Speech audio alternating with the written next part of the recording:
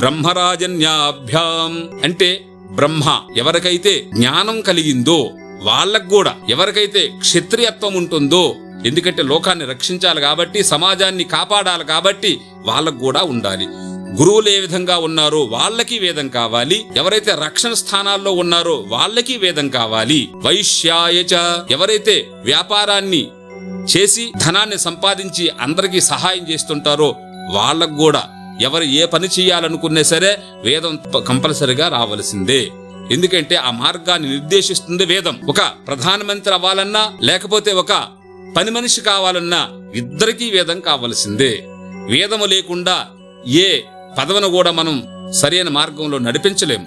వేదమే మనకు ప్రమాణంగా ఉంటూ మార్గాన్ని నిర్దేశిస్తుంది. చిన్న పిల్లల నుండి పెద్దవాళ్ళ వరకు మీరు వ్యాపారం చేస్తున్నారా, పొలం పని చేస్తున్నారా, ఉద్యోగాలు చేస్తున్నారా, కలెక్టర్గా ఉంటున్నారా, సిఏ ఉంటున్నారా, ఐఏఎస్ చదివారా, ఐపీఎస్ చదివారా, లేకపోతే ఈ రాజకీయంలో ఉన్నారా, మీరు ఏ విధంగా ఉన్నప్పటికీ కూడా ప్రతి ఒక్కరికి కూడా ఆయా పనులు చక్కగా నడవాలంటే, బుద్ధి వికసించి ఆ పనులు బాగా చేయాలంటే, మీ దగ్గర ఉన్నటువంటి వాళ్ళని కూడా బాగా చూసుకోవాలనుకుంటే, వాళ్ళకు ఉపదేశించాలనుకుంటే ప్రతి ఒక్కరికి కూడా వేదం కావాలని వేదం నిర్దేశిస్తుంది. ఇక్కడ స్త్రీ పురుష భేదము లేకుండా, లింగ భేదం లేకుండా, మత భేదం లేకుండా ప్రతి వ్యక్తికి వేదం అందాలి. కాబట్టి మనం అటువంటి ఈ భేదభావాల్ని విడిచిపెట్టి ప్రతి ఒక్కరం కూడా చదువుకున్నట్లయితే, ఒక పొలం చేసినటువంటి వాళ్ళు వేదం ఉన్నట్లయితే వాళ్ళకి ఏమి లాభం అంటే, ఏ సమయంలో వర్షం వస్తుంది, ఏ సమయంలో బీజాలను తయారు చేసుకోవాలి, బీజాలని ఏ మంత్రాలతో చేసుకోవాలి, కృషి సూక్తమే ఉంది, గోష్ఠ సూక్తమే ఉంది, అనేకమైన సూక్తాలు మన వేదంలో ఉన్నాయి. ప్రతి వ్యక్తి కూడా ఆ వ్యక్తి వికాసానికి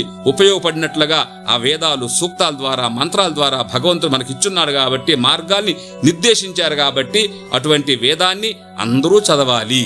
అందరూ చదివితేనే వాళ్ళ మార్గాల్ని వాళ్ళు పరిశుద్ధం చేసుకుంటూ వాళ్ళ కార్యాలన్నీ కూడా నిర్విఘ్నంగా చేసుకుంటూ సుఖశాంతులతో ఉంటారు. కాబట్టి ప్రతి ఒక్కరికి వేదం అవసరము.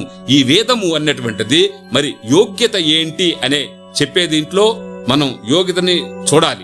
ఏమంటే యోగ్యత అంటే భక్తే, కాని మనం ఒక చిన్న మార్పును తీసుకొచ్చాం. ఏంటి అంటే కులము అని. అది కాస్త అందరూ ఆలోచించి, ఎందుకంటే మనం అందరం కూడా ఒకే కులానికి చెందిన వాళ్ళం, ఋషి కులానికి చెందిన వాళ్ళం, అందరము సమానం, అందరము హిందువులము.